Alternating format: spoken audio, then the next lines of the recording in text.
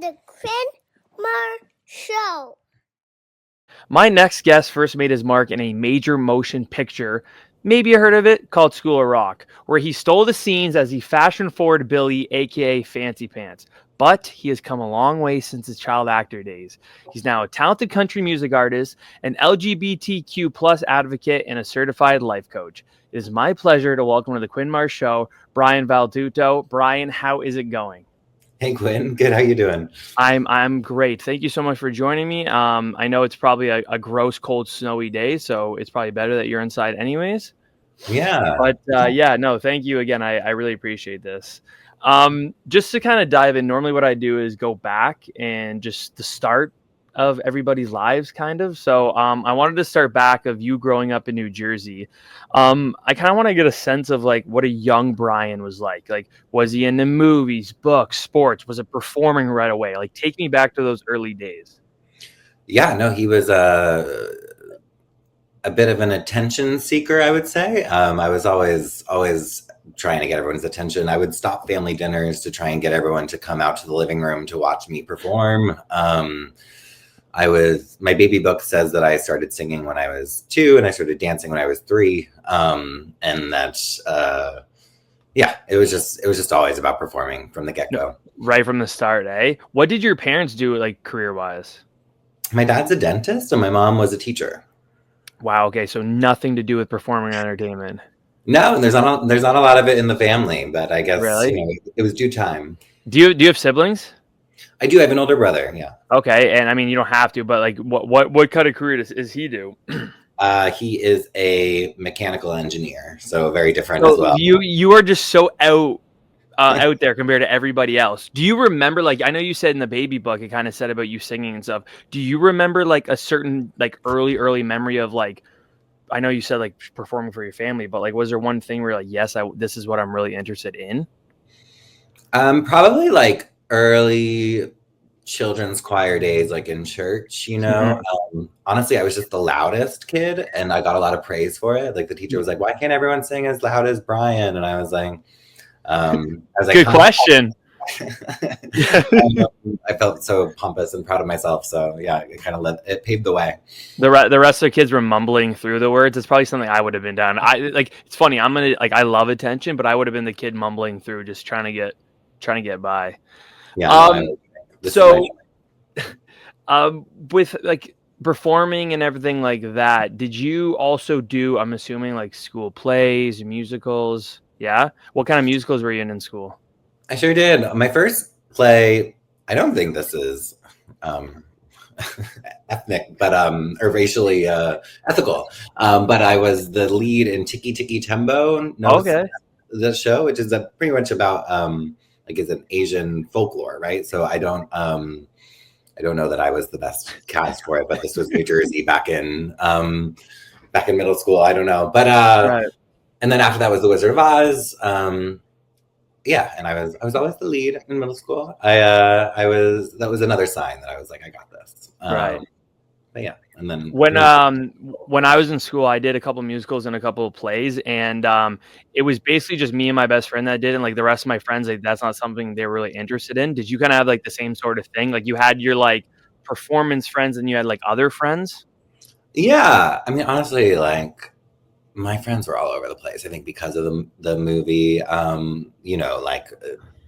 was a wild experience being like a middle schooler that's also like in a movie. So I don't know. I had like a couple of friends here and there, but no one very consistent, to be honest. Yeah. Hey, that's okay. Sometimes it's better to keep to yourself, right? Yeah. I mean, I'm just talking like as far as school goes. I mean, obviously like all the kids, like I think most of my extracurricular activities were where I made friends, you know, like in dance class, or if I was in the children's choir, like I made friends there. People who shared like similar performance interests. Were you like a good student, like work wise? Because you sound like you did a bunch of stuff like outside of school as well. So it seemed like you were pretty busy. Like, were you a pretty like a student? Yeah, I mean, I did okay. I was the salutatorian for my 8th grade class, but there was only 15 of us, so that sounds. That's impressive. A really small class. Yeah, it was a very small class. But yeah, it sounds more impressive than it was. But I was okay with grades. I don't like looking back. I was only okay with grades because like I had to be. I don't like care much about like the the like science class or anything like that. You know, I think it's all important, but performing was what I cared about. Yeah. So doing like research and stuff for you. Obviously your first credited role was School of Rock. So what changed from dance class and everything and like school musicals and school plays to being in a major motion picture? Where's like what's happened in that gap?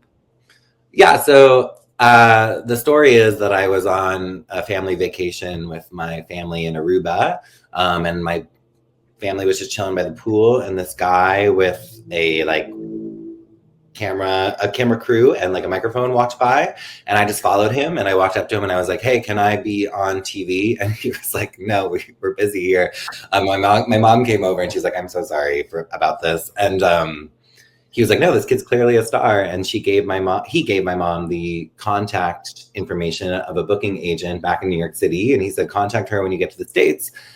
She'd love you." And then she sent me on an audition, and that audition was School of Rock. And then I got cast in School of Rock. So it all just came from me following a random camera guy in Aruba. You just being nosy got you in that movie. Holy crap. Pretty much, yeah. Okay, so yeah, I want to dive into that then. So obviously you performed and stuff, so you're used to that part, but like the audition part, had you ever auditioned for anything before, like outside of like the school stuff and things like that? Anything bigger? Yeah, I had, but nothing as like School of Rock was my first professional audition. Yeah. Right. Yeah. And I didn't know about this. I mean, I know you just mentioned it now, but like diving deep into you, I realized obviously you sang and stuff. I didn't know that before. So what was that audition process like? Was it you singing and acting, or was it just acting?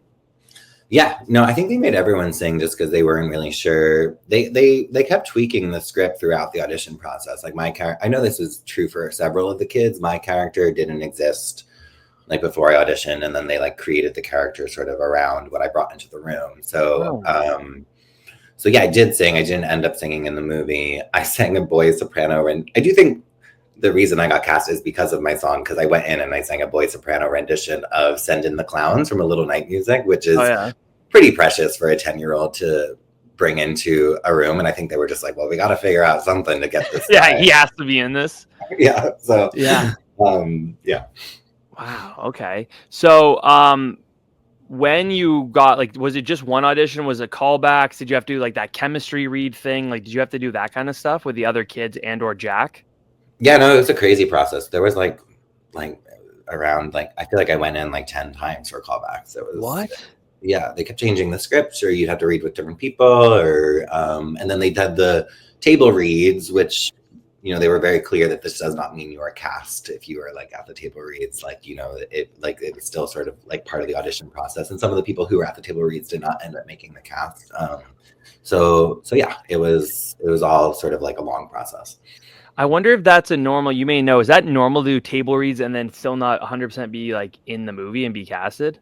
Well, I think so. I think you hear about like Friends, right? And like some of the people who made the final 6 didn't like shoot the pilot, right? True. Yeah. So I think it's like it's all sort of trial and error until it's like.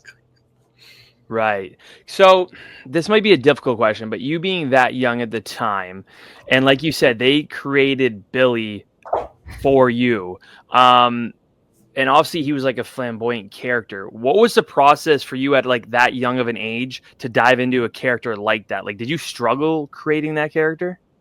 Well, no, I didn't struggle because I was just being myself and having the time of my life. But and I felt really special for it. The difficulties kind of came after the movie, because then the character came out and everyone started referring to me as the gay kid from School of Rock. And I was only 11, and I was like, what does that mean? And I like, all I knew about being gay at the time was that it was a bad thing, right? It was meant to, like, back then it was like used as an insult, right? That's okay, or whatever. And so, yeah, I just like internalized that to mean something really bad about myself. And then that led to like a couple of really difficult years following the movie. But no, like actually tapping into the character itself, that was not difficult for me, because I was just like, yeah. Jack seems like the kind of guy that is a lot of improv with him. I don't know, because of I know the director was like an out there director for this kind of movie, since he did more artsy movies. But did Jack, like, do you remember him improvising a lot? Did you guys improv a lot? Like, how did that work? He improv'd a lot. I think we improv'd a little in return, but he was mostly just he would have like his moments. I think the script was also built for him to have these moments, right? There's like where he would go into a song and he can really do like anything he wants for like the In the End of Time song or whatever it is, right? Yeah. What I found actually really interesting, like going and rewatching that movie because it's been a few years, and obviously I was a kid when it came out, was that all of the kids, they were not known actors, and obviously including yourself. So do you know like any insight on that? Like that was like obviously something they did on purpose. Like even Miranda Cosgrove, I think she hadn't even started Drake and Josh. Maybe she just had, but it wasn't out yet. Do you know any like insight on that? I do know like some of the kids had previous credits. Like one of the kids like did voiceover work for Nickelodeon with Nick Jonas. Like, oh wow, okay. Like things were like people had stuff. Mm-hmm. But I don't know that they were worried about that. I don't think they were relying on the kids for the star power, right? They had Joan Cusack, they had Black, they had. That's true. That's a good point. And but I liked it like that because it's not like you just said, they didn't need the kids to be like, oh my God, this is the most famous kid actor in the world. They let you guys just do your stuff. They had Jack, they had Joan, and yeah, no, it's such a good movie. That must have been really fun for you then, working with all those, like having all the kids around the same age as you on set all the time. Like you guys must have just been goofing around 24/7, no? Yeah, I mean, it was kind of an unparalleled like childhood experience, just as far as like the family we built and the shared experience that we had that was like unique to us. We still have a group chat that's pretty active to this day. So that's so cool. We're all friends, and we just all went to a wedding a couple weeks ago because two of the kids got married, so it was fun. That's crazy. I mean, I saw that a few weeks ago. That is insane that they got married. How long have they been together? So not since they were kids. They just ended up like both ended up residing in Miami because of work reasons. I think they were both like doing internships or whatever. And they like got drinks and they were like, and then they got drinks again. And then they like, they just ended up like falling back in love. It was great. So cool. That's so cool. I want to get into that reunion in a bit. What was I going to say? Wow. I just totally lost my train of thought. Where was the movie filmed? A mix of like Staten Island, Brooklyn, and Queens. Oh, okay. So it wasn't even far from you. And a little bit of Jersey. Yeah. Oh, nice. That's nice. Right around the corner for you. How long of a process was that, the filming for that movie? A little under 4 months. Yeah. Is that normal? I think. I mean, I don't know. Yeah, I mean, I think so. Yeah, I think it's about 3 or 4 months that a movie usually takes.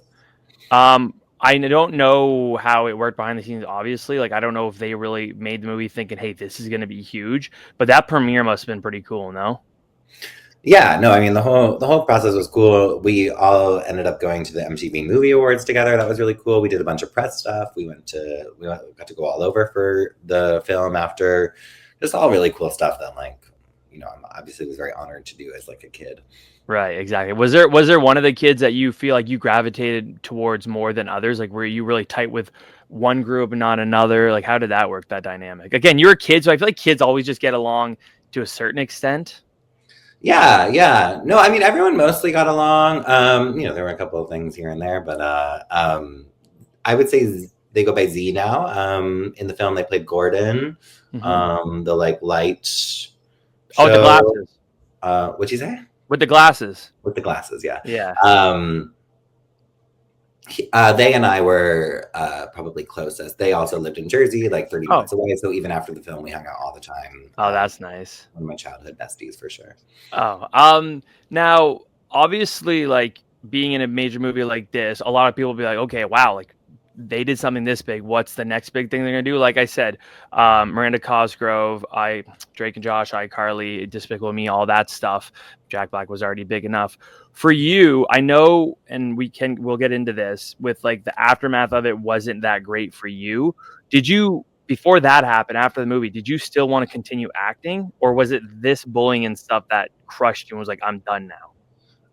I did want to continue acting, and I did a lot of stuff in middle school. I did a lot of like regional theater, like shows at the Paper Mill Playhouse, which people know that's a pretty like esteemed theater in New Jersey. And I shot a pilot for this NBC show that never ended up getting picked up, but like and I did like a Fruit by the Foot commercial and like all these like things here and there. I stopped acting in high school though, to just kind of like tone it back and focus on school. and then I went to college for theater, and then from there I sort of started pursuing it again. But yeah, I mean, you mentioned like people are always like, what's next? I think that question was really hard for me because I was kind of not in a good place mentally about what was. So I felt a lot of pressure for what's next to be really great because I didn't love the reaction that I got from School of Rock at the time. So I think that pressure on a kid is not great. And so it actually ended up like inhibiting me from like getting better opportunities because I wasn't being like as authentically myself or just as authentically grounded in like my talent as I could have been because I was too worried about like what everyone thought of me and all that kind of stuff. So yeah, I mean, I would say some of the backlash did sort of affect me. Yeah. Right. And that sucks because like that was the reason everybody loved you and loved Billy so much was you being yourself. You're tacky and I hate you. That's the best line in the movie. Like that that is really too bad. So how quick, and hey, if you don't want to talk about any of this, let me know. How quick did this go from you filmed the movie, it came out, the hate started? Was that kind of like how it went? Like you went back to school after filming like it would like it was another Monday, right? Right, which was weird in and of itself. That is weird. And the kids and I, like now that we're all adults, we'll talk about this. It really was a crazy experience to just go from feeling so special and unique pretty much every day to then like going back to school and like needing to like blend in again. It was like a challenging switch, you know, and at that age you don't have all your cognitive processes yet, right? So you're sort of still dealing with just like, you know, just trying to get by, trying to survive, adapt, all the kinds of things. So I don't think I did good at that transition or did well at that transition. And and then I would say as soon as the movie came out, yeah, the messaging got kind of confusing right away. I won't name the publication, but there were like a pretty famous magazine that called me gay, right? And I was like a kid and I was just like so desperate that no one would see that, you know, so that sort of got me. And then I would like check the IMDb boards and I would like see people commenting and like calling me like, you know, the F word and insulting me and like all these things, which is just like hard as a kid, right? I was like, oh no, everyone hates me, which is just not true. But that's sort of what I was internalizing. Well, and like you said, like people use gay as an insult, like being a kid. And like we're around the same age, you're a few years older than me, but like it was basically the same thing in my school too. Like that was an insult. Like that was, unfortunately, people said that, not, and of course it was wrong. So when this started, because I think I saw somewhere in an interview you went to a private school. So when did that happen? Or were you already in a private school? I was, yeah. Oh my god! I thought maybe you switched to one after. No, and it was confusing too. Like I don't know if I'm allowed to say this, but I'm writing I wrote a kid's book of sort of about this experience, and it's all about the confusing messaging that I got when I was younger. Because like I'd go back to school and there would be school assemblies like in my honor, right? So like I was, on the one hand, I was getting like this message like, you are so cool, we love you. And then on the other hand, I was getting this message like, there's something wrong with you, you need to change, right? So it was like, which one? Right. And as a kid, I didn't know which to listen to, right? And of course the negative was very loud in my ear, so it was definitely weighing the positive. You said about like having like these like assembly stuff for you. Did they ever show the movie at the school? A weird amount of times. Like I was like, can we really? stop doing this? That's funny. Well, I mean, I'm sure it's not very often they had a kid that was in a big movie like that at their school, so I could see that part. But I know you mean that if they did it numerous times, it would get kind of weird. Yeah, and like one of mine was to just sit there and twiddle my thumbs while we watched the movie. Start quoting the movie at that point, right? Yeah. So like when this was happening, did your parents kind of sit you down and be like, "Hey, like talk you through it," or like how did you kind of deal with that at such a young age with all that going on? Yeah, my parents did their best at the time with the information they had at the time, which is a lot of us did not. In 2003, a lot of us did not have a lot of information around like how to handle having a potentially queer kid or to talk about LGBTQIA plus conversations, right? Like, so I think my parents did what a lot of people did at the time, which is kind of like sweep it under the rug a little bit. You know, they did their best to let me know that they had my back, but I think they also just sort of they wanted me to be safe. And so they kind of, I don't think I didn't really get the message that I should keep being myself. I more got the message that I should do whatever I can to be safe, which is really too bad. But again, that was a time, like, the resources now, I mean, you know this more than anyone, like the fact that you're working in these communities, the resources now compared to then are great. It's 0 to 100, right? Okay. So I know in an interview you had mentioned that there was a kid that called you the F word and he got suspended. Can you kind of tell me that story quickly, just for the listeners that may not have heard it? Yeah. Yeah, I know it's not a long story, and I said half of it, but yeah, I was like, that's the story. So there's this kid in high school who took a video of me like dancing online and like sent it around to like a lot of people in the school, saying that they wanted to kill me, and then with the F word, and then someone reported it, and that person got expelled. But I didn't even know that this happened by the time that kid I think they just got suspended. I didn't even know that happened by the time they got suspended. And then everyone was mad at me that they got suspended. And I was like, wait, why is everyone mad at me? I haven't done anything. And then I found out what happened, and I was like, oh. So he should be. Yeah, like I'm glad he did. Yeah. Yeah, it was crazy. Yeah, jeez. So then, while you were like out of the acting game, as in like movies and TV shows and stuff, you said you were still performing like at school and stuff? In high school, I still did like community theater. Yeah, I never like put it down fully. I don't think I could. Yeah. So then, where was it then? Because I know you did. I mean, a couple years ago, there's more credits on IMDb now. So in that massive gap, obviously you did a lot. So you went to college. What did you go to college for? Theater. Nice. Okay. What college? Wagner. It's in Staten Island. It's actually where we shot some of School of Rock. Oh, no way. That's awesome. Yeah. So was there ever a part of you when you chose, hey, I'm going to go to school for theater, that was like, do I still want to, or was it 100% performing? Was it what I'm doing? There wasn't a plan B, let's say. I was pretty eager to get out of high school and like get back to doing what I love. I feel like high school was me at the peak of me just trying to blend in. And I was kind of hopeful that if I got to college, I would find like my community again, and I would be able to like perform more freely. I was kind of looking to it on the horizon. Yeah, for sure. Yeah, I don't blame you. Like you said, it was like more people with your interests, right? Like, and that's the best thing about something like college is like, I went to school for broadcasting. So I was in a room full of people that were interested in the same thing. They were just focused on broadcasting. It's still different than me and my buddies talking about it when they're all in college for trades and whatever else. I can't think of another thing, but things like that. Then I think you had mentioned, was it college where you came out and you were like, hey, you know what? Yeah, I'm gay. Yeah, I didn't come out until senior year of college. So that's insane. So were you hiding it in your, like, with like, you knew for a little bit? Because I know obviously you said like you didn't even know really what gay was before, but where was like the timeline that you're like, no, I'm just not going to say anything? I was pretty in denial, honestly. Like if you tell yourself something long enough, you start to believe it, right? So I feel like senior year, I fell in love with this like guy. So then I ended up coming out with him. So that's kind of what ended up doing it. But yeah, I mean, I think if that hadn't happened, I don't know what, I mean, I'm assuming I eventually would have fallen for someone, or like something would have happened. It was crazy too, because my campus was like a very accepting place, and it felt like a very safe playground for me to experiment with who I wanted to be. So it's kind of a shame that it took me to my senior year to come out, because it could have been a great place to play around with that kind of thing. Right. No, 100%. But hey, you are now, and you don't want to take anything back at that point. So then in college and stuff with the theater, were there things where you were pursuing getting back on TV or anything, or was it like you wanted to direct theater, you wanted to be acting in theater? Like, was it just full steam ahead in the theater area?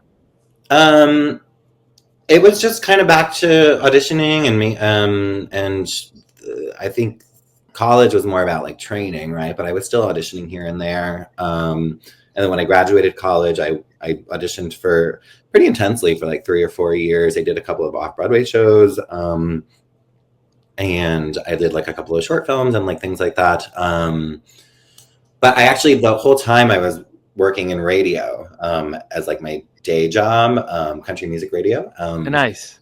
And that sort of like paved the way for me to start writing my own music. And now I do the country music thing. So Yeah. That's amazing. Where did obviously you went into for a country, like you just said, but like, did you think at the time, was like, you know what, I can do, I know somewhere you said you called it gay country. So was Yeah. that something you're like, I think I could do this, no problem? Or did you kind of hesitate there for a little bit and was like, I don't know. With the what? With the country, singing country. Honestly, I worked at the radio station for 4 years, and I attended Wow. so many concerts, and I sat on so many interviews, and I was just like, by the end of those 4 years, I was like, I think I can do this. So Yeah. I started to try, and I learned a lot from all the artists I was working with while I was at the radio station, and I ended up, my album I just put out this past year, I called Gay Country, which is, sort of just doing the opposite of what I did my whole life, right? Instead of sort of hiding who I am, I'm sort of being a little more bold about it as well. No, that's really cool. So then where did like the life coach come in? I think like, did you hit a certain point of like, you know what, I have all these experiences that I feel like I can now help other people that may have the same, or just in general, like where did that start? Exactly. Yeah.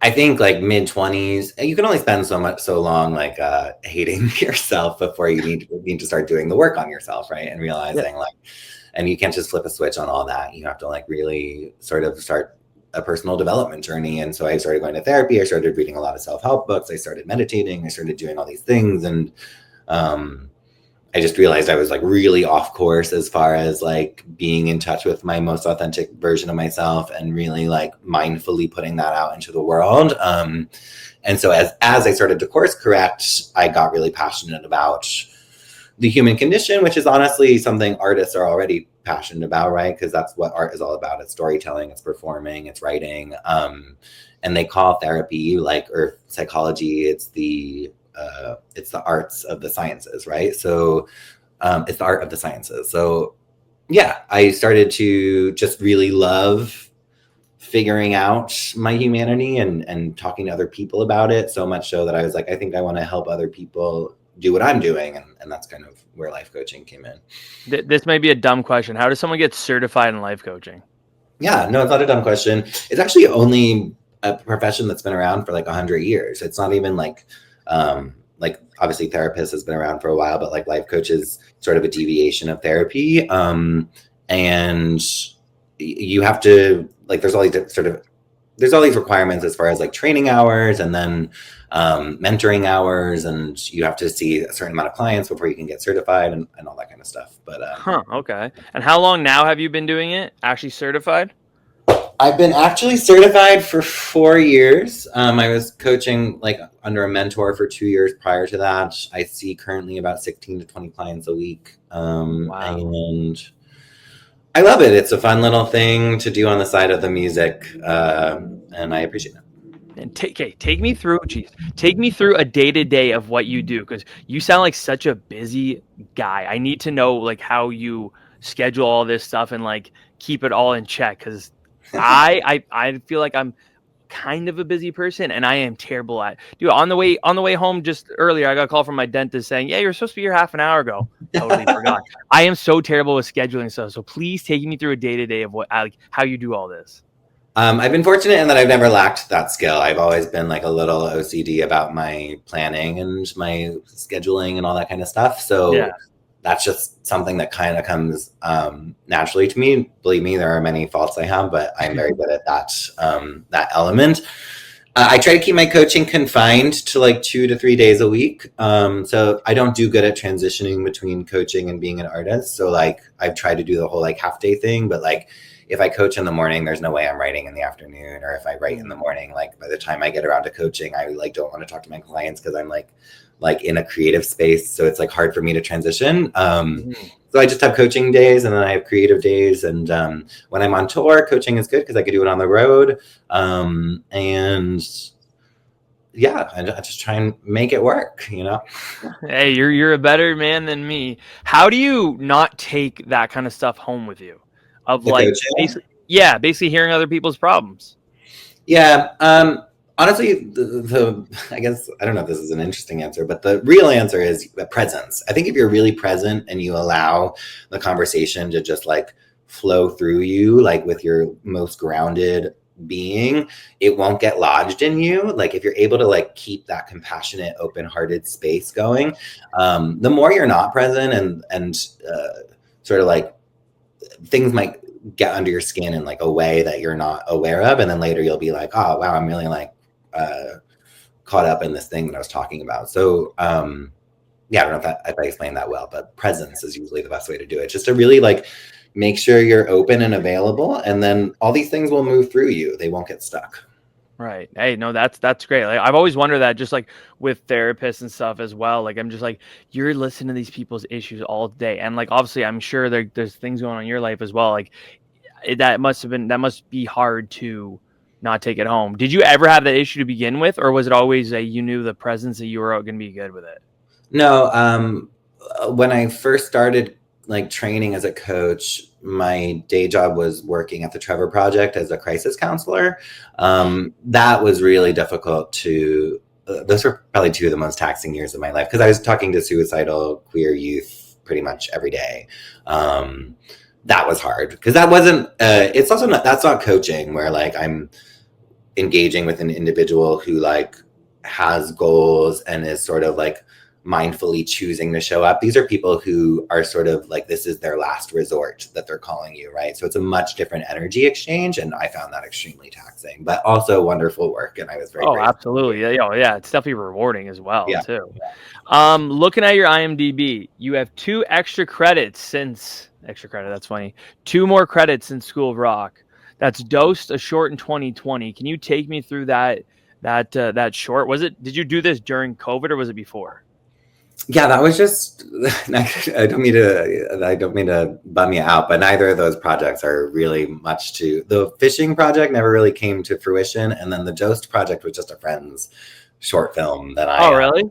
Had like a pretty small role in. Yeah. Oh, okay. Yeah, I was just gonna say, because it says you have upcoming one, says that fishing. So you did something like you acted in it, and now it's just not happening. I shot a whole series of this thing, and it's I don't know what's going on with it. But, it says there's 9 episodes supposed to be coming out. You'll have to start a riot or something to get it out. Okay, well then, what about interested in? It said you're in one episode. You're a disgruntled gay guy. So what's up with this show? Yeah, that was also a friend asked me to do that, and I said sure. It's just a cameo kind of thing. But yeah. Okay. Now, are you obviously? I mean, you clearly, we just went through this. You are a very busy guy. Is there interest of not just with your friends' projects, but like actually like getting back into that side of performing? Kind of. I've been talking about that a little lately. I haven't had that urge in a while. Pursuing acting is a lot different than pursuing music. There's a lot more that I have autonomy over as like a musician. I find like the way that just the music business is streamed now. You know, like I have a pretty successful song on Spotify and Apple and all the things, and that's just because of TikTok. And you won't hear me professing the glories of TikTok, but I will say that it is a viable instrument for like getting your content out there, right? Yeah. And so like I can work on a song and put it out and perform it at gigs that I've booked for myself, that I can, or like through my booking manager or whatever it is. And I can set up a career as a singer-songwriter on my own. Unless I want to write my own acting projects, acting is very much about waiting for someone to send me an audition that I have to spend probably half a day filming at home, which I then send off into the ether to likely never hear back about unless someone like really likes it, right? Which does happen maybe a percentage of the time. It's just a taxing process to pursue acting. It's a lot of like just constantly submitting and constantly doing this like audition thing at home. And I wasn't feeling very fulfilled by that. So I decided to, and I was loving the music process. So I stayed with that. But for the first time recently, I've been longing to be a part of something that I'm not leading the charge on.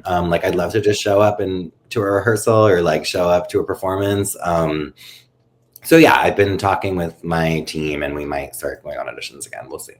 I mean, I for those who don't know, I got to give Brian credit because like you said, you have a booking team and everything. I emailed that email and you were the one to respond saying, hey, I will come on the show. So something like that, like clearly you are running a lot of this stuff. So I do really appreciate that you were the one to say, hey, yeah, I'll come on. I was expecting a reply from like a manager or agent or anything like that. I was very surprised to see it was you.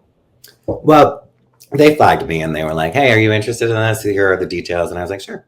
Wow. So Oh, okay. So sometimes it could be like if you just say no, no thanks, they may not even respond, or they'll respond saying, he's not interested in it. potentially, yeah. But I was like, I can. I think in the text I was like, I'll respond. So I just shot you a message. You seem chill enough. You're the man. I appreciate that. So we talked about that reunion you guys had, and before we get into that with the School of Rock cast, you said you guys have a group chat. Was this made just before the wedding? Was this made a while ago after the wedding? What's the details on that? Oh no, that's been around for forever. It's wonderful, but it's a little annoying at times. Everyone Well, is are people constantly talking in it? not constantly, but like when it does blow up, I'll look at my phone and I'll have like 154 messages, and I'm like, "What has happened here?" Well, Um, yeah, I mean, no, I mean that's the unfortunate part of group chat. Sometimes, there'll be radio silence forever, and then once they go, they don't stop for hours. yeah, Especially when there's that many people in one, right? right. And I'm not a big group texter, so I'm usually one to just like I'll just like pop like a double tap on a message. React. Yeah. Yeah. With that kind of cast, and you're talking about creating content, like that's a very creative cast and stuff. Do you guys ever talk about doing stuff together? Any of you? Yeah, I mean Rivka, who played bass in the movie, she played bass for me at one of my gigs recently. Oh, nice. And I think I was talking with Miriam at the wedding. I was like, "Hey, you want to sing on a country track anytime soon?" And she was like, "Sure." So like we're open to working together for sure. That's so cool. Did they invite Jack to the wedding? I know he didn't go, but did they throw him an invite? Do you know? I'm pretty sure they did. Yeah. Yeah. And I think he would have come if he was available. He's been very communicative and supportive of all of us. That's awesome. I know you guys did that reunion in 2013, I'm going to say. So what was that whole thing like? Because it was cool to see everyone back then, too, as well, like the 10 years, right? Yeah. I mean, going back to that topic, I still wasn't out. So I didn't feel, it felt like a lot of the same experience of being around these people who I felt really safe and comfortable with, but then going back to a life where I wasn't exactly like fully myself. So it wasn't until like the Broadway reunion where we had the Broadway show came and we all reunited again that I was like more just like living my life authentically, and I felt more like I could be myself even more around these people, and that was great. Right. Hey, 8 more years and it's going to be the 30th reunion. Oh my God, don't tell me that. Isn't that crazy?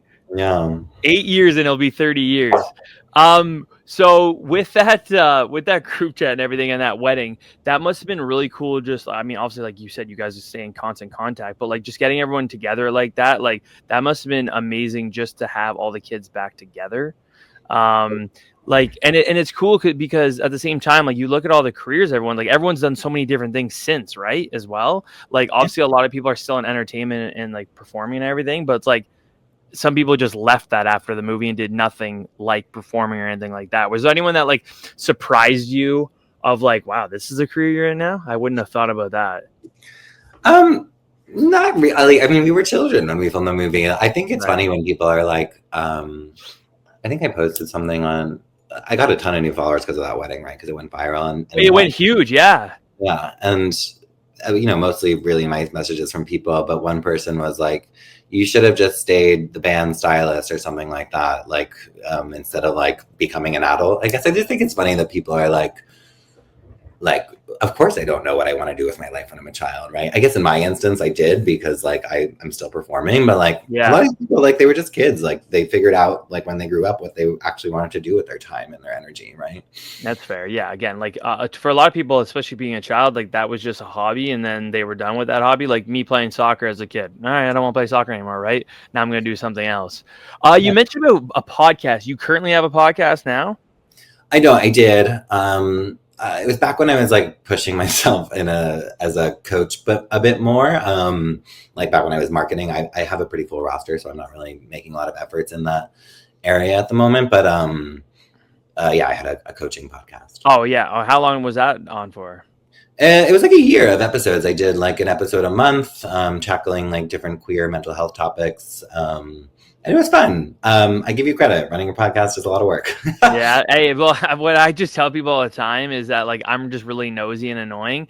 And like I'd mentioned in that email, this show is all about like nostalgia. Like there's no one in the world. This should be my tagline. There's no one in the world that misses being a kid more than me. So the fact that I can sit here and talk to all these people that I either watch them on TV, watch them in movies, listen to their music, like this is really cool. So I love doing this. Yeah. And like, I'm the one obviously who gets the guests, the questions, I edit it, I post it. Like I love doing all of that. So no, it is just really fun.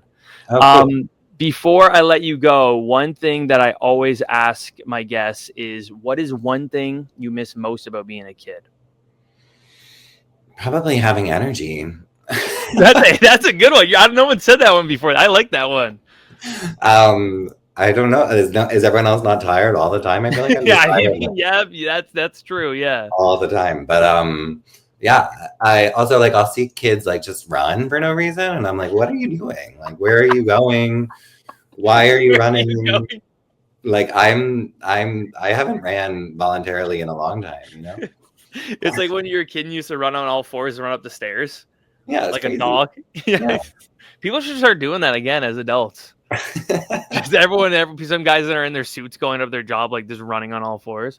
Oh God, that is funny. Well, Brian, thank you so much for coming on here. I really appreciate you, and let me pick your brain the last 45 minutes and just ask you some silly questions. So yeah, again, I really, really appreciate it. I appreciate you having me. Thanks. And that was the Quinn Show.